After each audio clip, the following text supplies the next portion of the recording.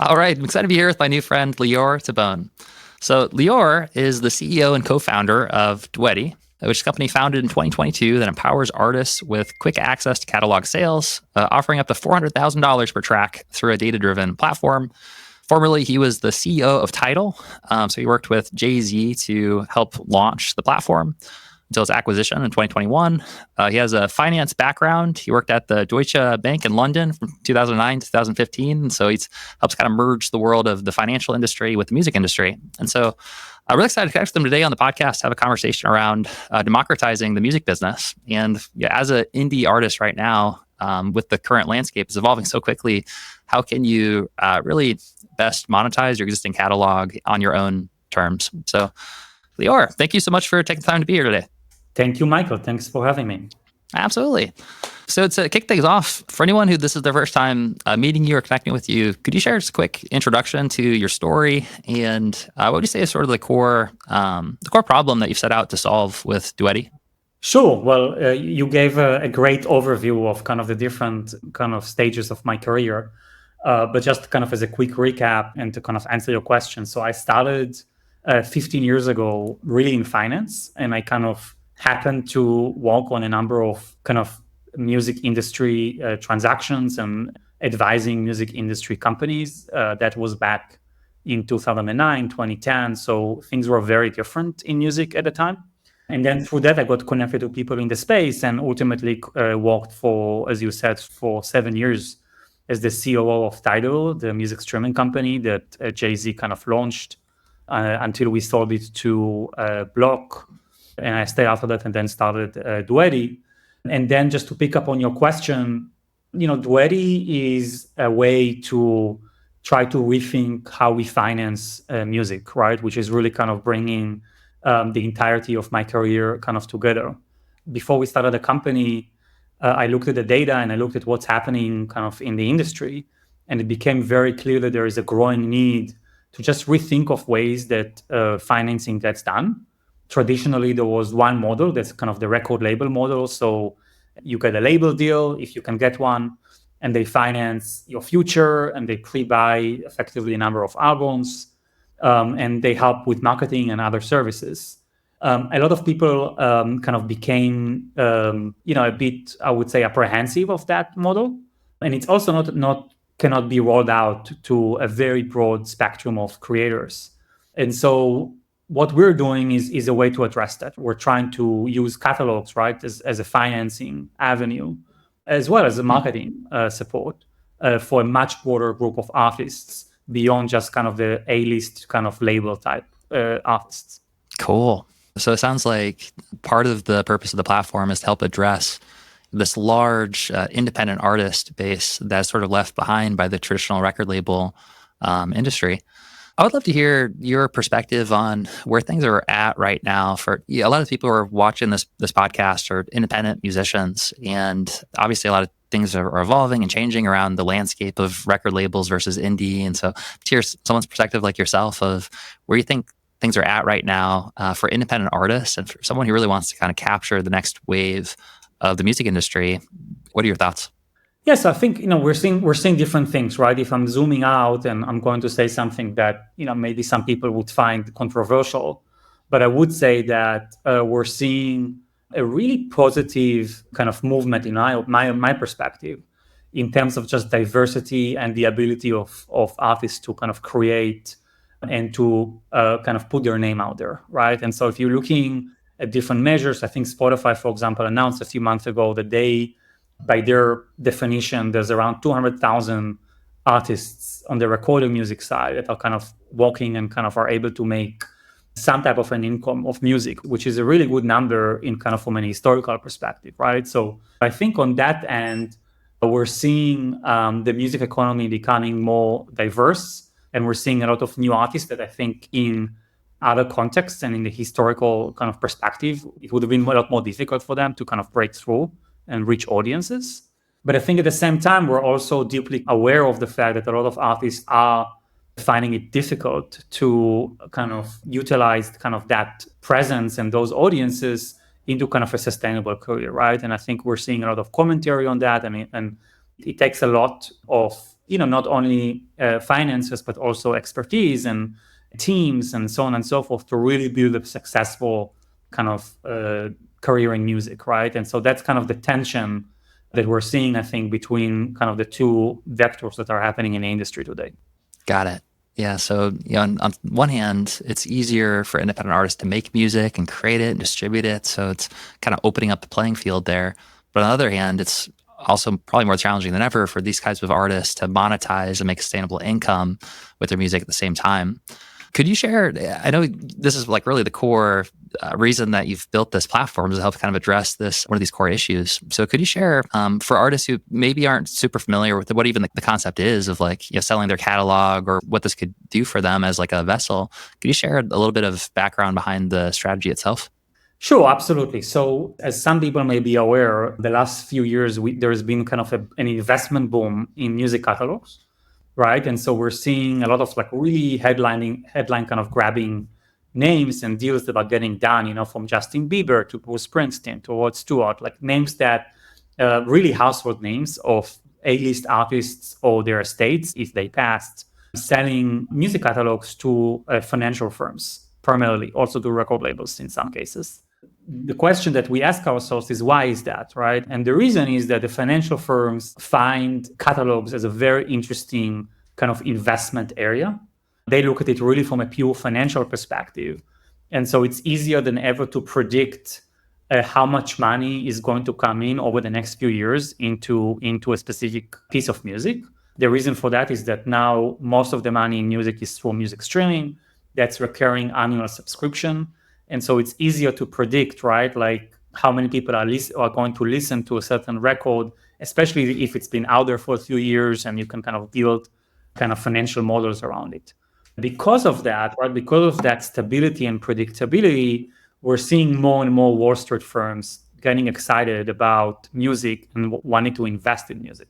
Now, what Duetti is doing is that we're trying to expand and build on that interest beyond just a small number of A-listers into a much more significant number of artists that are out there and creating and developing their own independent career, right? And so we're basically trying to translate the concept that has been going stronger and stronger on kind of the top of the market into a much broader set of artists. And to do that, we need to speak both languages, right? So we need on the one side understand what independent artists are looking for, where they are in their career, how can we design deals that kind of would work for them.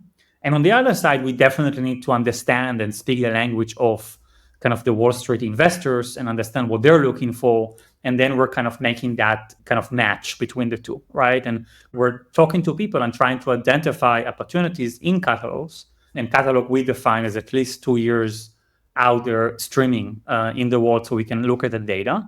And then we can understand how much money we can potentially offer to buy parts of it in a way that is mutually beneficial for everyone.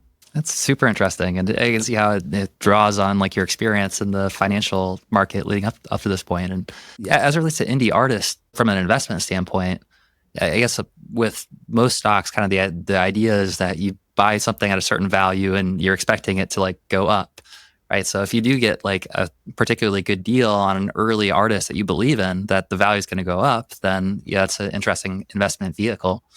So as it relates to the catalog sales, one of these sales is made, I'm sure there's different variations of what it might look like, but in general, what do you see sort of being the dominant model? Like, is it like sell a catalog and that means that the royalties from streaming, what about publishing and licensing? And are there any other, NFTs have sort of had like their peak and they blew up, but like also it seems like there's still a lot of opportunity there that's yet to be reaped. So I'm curious, like what these kind of catalog deals look like from a ownership standpoint. Sure. So for us, we're barely 2 years old as a company. And so we decided when we started to do one thing and to do it really, really well before we expand into other kind of deal types and other kind of type of options, right? And so what we do today and what we've been doing since day one, since we started in the summer of 2022, is really to offer independent artists the opportunity to sell masters outright. There is a lot of flexibility in the sense of you can choose what you want to sell, which is pretty unusual. And so you can sell as little as one track. You can sell one album. We give you a menu of options based on the music that you have that's been out there. And you can also choose to retain a percentage income in the master that you sell. So that's also something that we can work with. But the underlying master in all cases, you would need to be comfortable, you, the artist, need to be comfortable that you basically sell it outright to Duetti. And so that's really the model that we've come up with. And I think the ability of people to kind of play around with different kind of track selection and album selection has been very powerful in terms of just allowing that extra flexibility. And so that's what we've been doing so far, right? And to your question, that means that once you sell, you get hopefully a very significant amount of money upfront. And then going forward, all the income, unless you keep a percentage of the income, which you can do, basically goes to us. And that includes mostly streaming because that's really the majority of the revenue, but any other income stream, whether it's sync or whether it's physical, and so on and so forth. The final point I would make, which I think what makes our model particularly interesting, is that because we are a long-term owner of the music, we are heavily investing from our own money. We're not doing any type of marketing funds or anything like that. If and when we agree on a deal and we acquire a master, we're heavily promoting it, mostly on streaming, but also we have a number of sync agents we work with and in many other avenues. And so a lot of artists we've been working with have seen masters that they sold us actually increasing in revenue after the sale, which could either directly benefit them if they return a percentage, and in all cases is significantly benefiting kind of their career because it just puts their name out there more and introduce them to new audiences.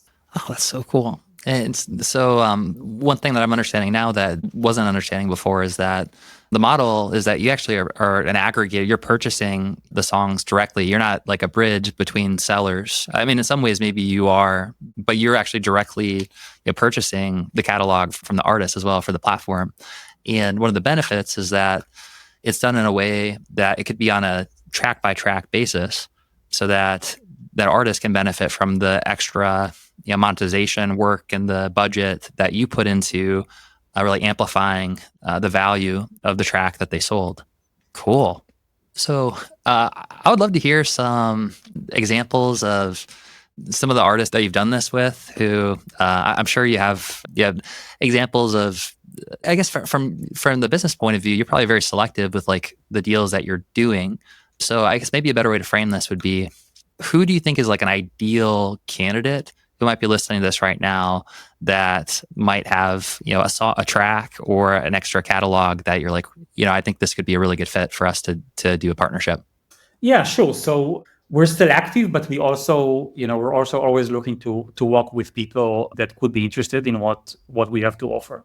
And so, our minimum criteria to have a conversation with us is, number one, of course, you need to own the master, right? And so we come into situations where people are not clear whether they need to own it or whether a label owns it. So, of course, we can speak to you only if you own the master outright.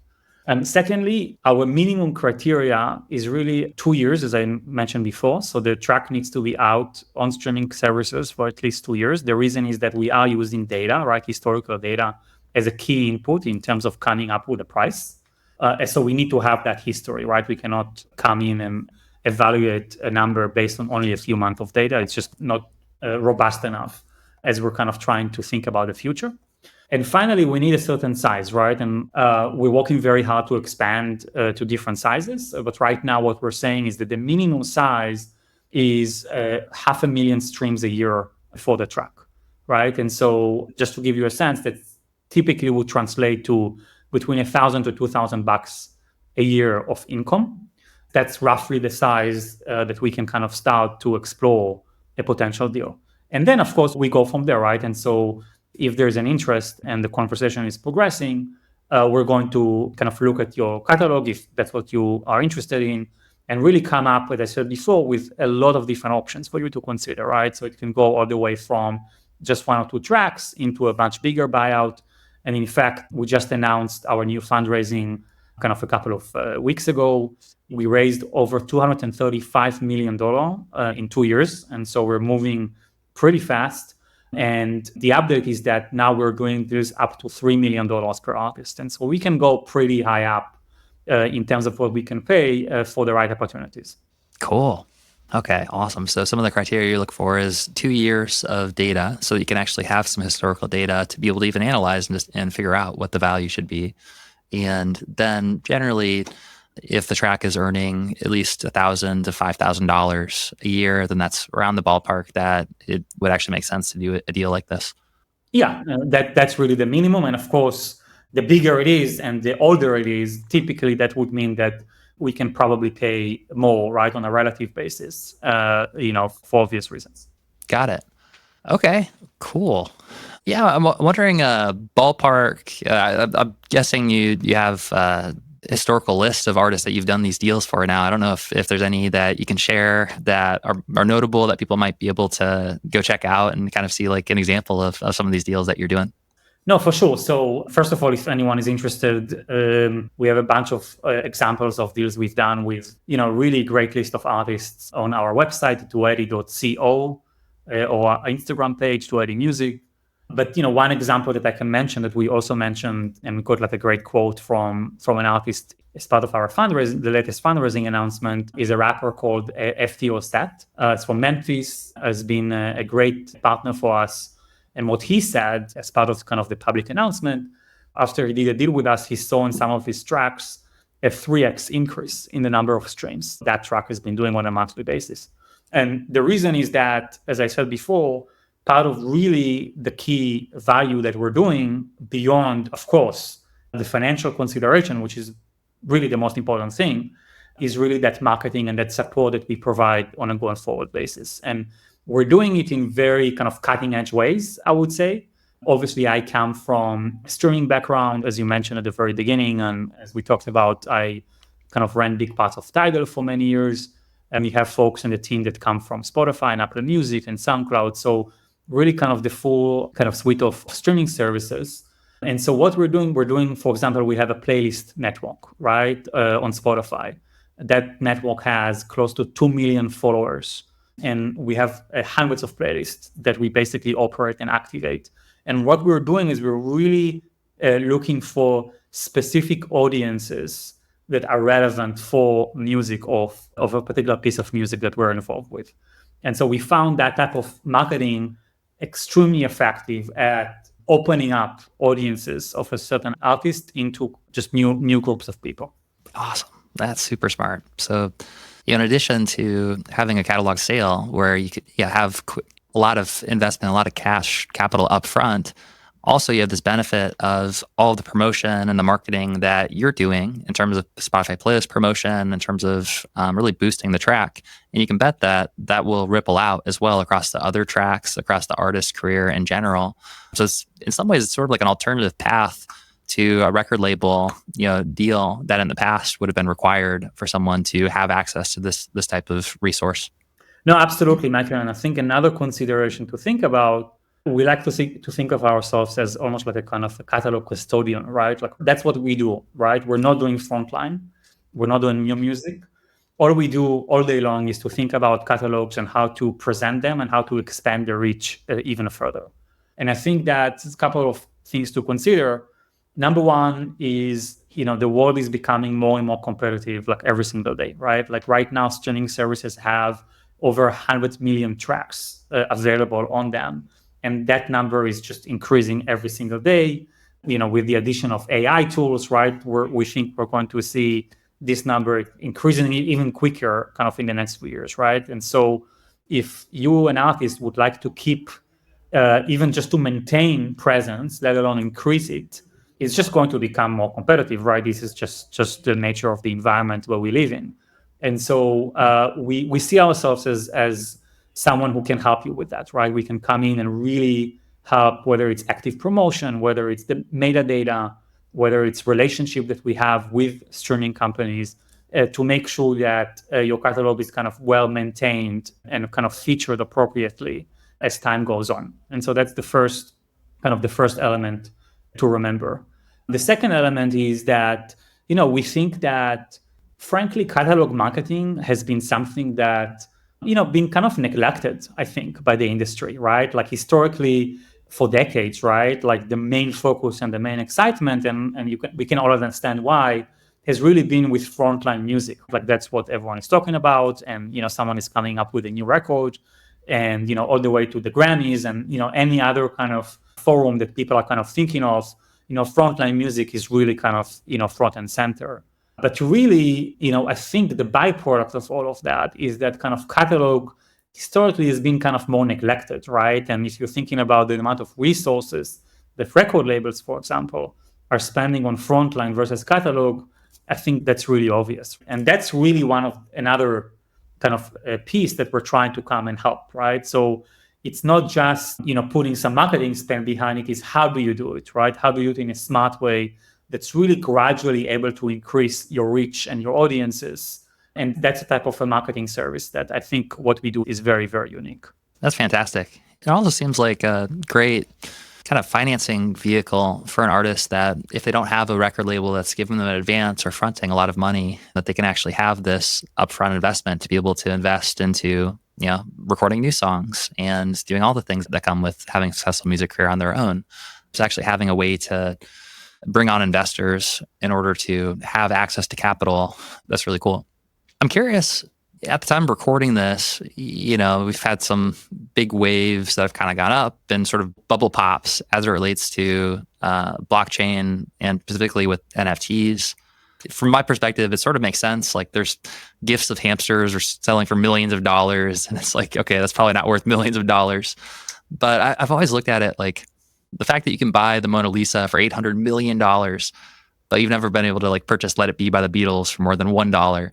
Just seems like there's a huge mismatch there in terms of value.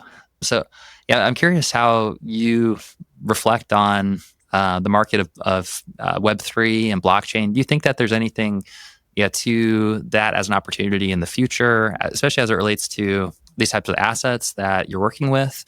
And is that kind of integrated with when someone sells the master, does that also that includes the Web3 part of it as well? Or how do you imagine that working? So, Michael, I agree with you, right? Like there was kind of this boom in 21, 22 around some of these concepts and avenues. We keep following the market and kind of trying to see and monitor kind of new developments. But we kind of took a more boring approach, right? And so we said when we started, really, instead of thinking about the technology, let's think about what is the actual substance of what we're trying to do, right? And the substance is, moving money from investors into the pockets of artists and creatives, right? And so if that's the objective, maybe we can work with the existing financial system, and we don't necessarily need to do this big leap into kind of the unknown of a new emerging kind of financial architecture. And we thought that there's a place to that, and that's what we're doing, right? And so we basically thought that there's an opportunity, and you just need to do it in a very specific way, and you need to do your due diligence and from a legal standpoint and so on and so forth to make sure that everything that we do can really rely on kind of the traditional kind of financial infrastructure. And I think that's really been one of the secrets of why we've been able to grow so quickly. I know there's been other attempts around Web3, around blockchain to really effectively do the same thing, which is this really a way of selling rights and monetizing them. But those haven't been able to scale so far. And so we just decided to stick with a more traditional and maybe a more boring approach, but it's been proven to be pretty effective at just growing and putting money in artists' pockets.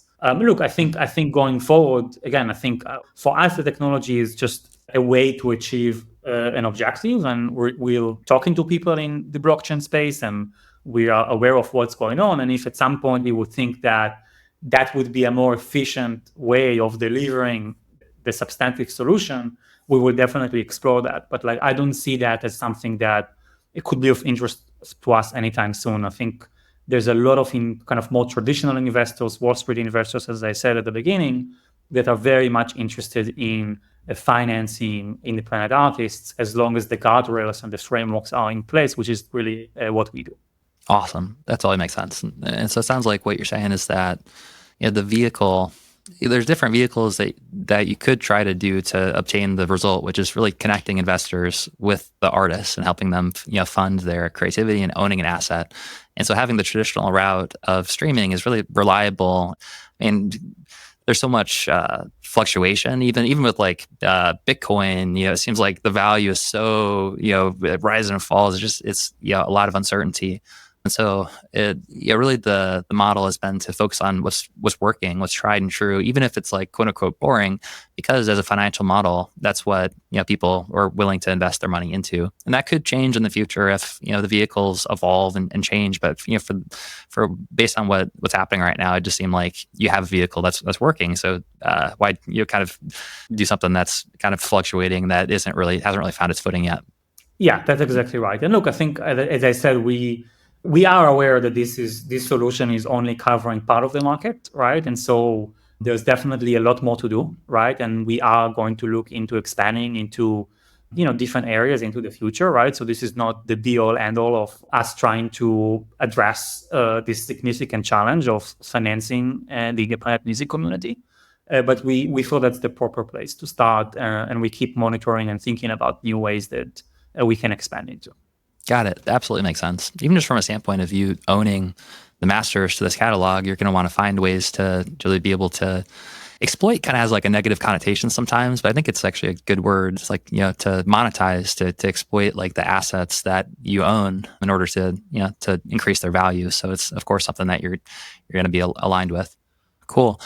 Speaking of emerging technologies, this is one that's quite a bit more trendy right now for clear reasons. But like AI across the world is revolutionizing all sorts of creative endeavors, and music in particular is one that there's a few tools that are popping up that are remarkably good at generating tracks. I'm curious how you view that emerging technology in relation to what you've built in terms of having a catalog of masters that you own and where that might be headed. Yeah, for sure. So first of all, I should say that we use AI, and we use AI to help us with the statistical analysis of projections of how songs are going to do. And that helps us to ultimately come up with pricing options, right? And so AI can be used in very different ways, and there's generative AI, and there's AI for creatives, and there's also AI in finance and statistics, right? So we're definitely using that as a way to kind of think and model more sophisticated data sets as we're looking at catalogs. So that's number one to say. And number two, usually when people talk about AI, they're actually talking in the music industry, they're actually talking about it in the context of, as you said, like kind of really coming up with new music and how the music landscape is going to change. I mean, no doubt there will be a lot of change, right? I think the short-term change is that I think it's actually for sure going to help more and more people to create more interesting things, which is very exciting for us because this is exactly the type of thing that we get very excited about. And then there's the longer term kind of question: do we think that AI is going to replace, to some extent at least, human artistry? To which at least we think is no. We think that of course things will morph and will be different, and things are not static, but like ultimately human artistry and human creativity stands at the core of what we do.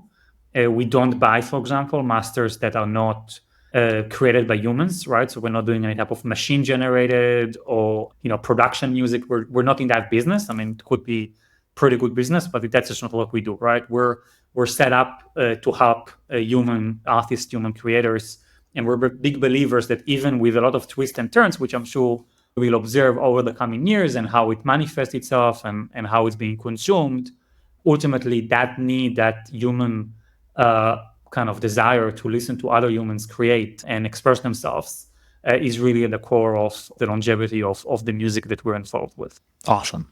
Yeah. So in a nutshell, you think that this type of technology can really unlock a lot of creativity and expression from humans, and you don't believe that it's going to replace humans necessarily, but really augment and give us a tool to be able to express ourselves more. And that's really what you're focused on working with right now, is helping the human, the creative, the creator, use these technologies and tools to be able to express themselves, as opposed to it being something that just like replaces humans entirely. Absolutely. And the other piece that I would add to that is that what we're already seeing is that the existing streaming companies and other platforms are injecting AI into the music discovery process. You may or may not agree with me, but for Spotify or YouTube or other companies, right? the algorithms keep serving you new music. And I think that they become better at doing that. Some data that we have, for example, on Spotify, is that the importance of editorial playlists, whether we like it or not, is actually declining, and people listen less to those. And people are actually more and more interested in algorithmic-driven discovery of human music. And so that's another impact of kind of this AI wave that we're kind of going through right now, is actually a better discovery. If you listen to artist X, the platform knows how to suggest better artist Y for you, which then means that you're going to spend more time on an artist that otherwise you would never have heard of. And so we're seeing actually more and more discovery of independent artists, which of course is very beneficial for diversity and for everything that we stand for. Awesome. Yeah, it definitely seems like with the discovery mode that Spotify opened up recently, like that's a way to sort of tap into some of those algorithmic benefits to get your music shown to the right people. That also ties in with another question that I would have for you, is related to artists who maybe they're a bit earlier on, they're just before the precipice of where they're going to be a really good fit for what you offer, and like having their catalog that they can sell. I'm curious if you have any recommendations or tips for artists who are maybe just a bit earlier on who are watching this and they're like, man, like I'm going to put that on my vision board. Like I want to sell a track to Duetti. But first I need to get one of my songs to, 1 million streams a year. Any advice, recommendations for helping artists kind of get things off the ground and being able to kind of reach the point where they have a track they can sell to the catalog? First of all, I should say it's very, very difficult. And we have to recognize that. I think there's well over 10 million artists in the world that have music out there on streaming companies, right? And so if any one of us would want to kind of get into the very top of that, there is just millions of other creators out there at different levels that are trying to do the same thing. And so we have to recognize that it's a very, very big challenge.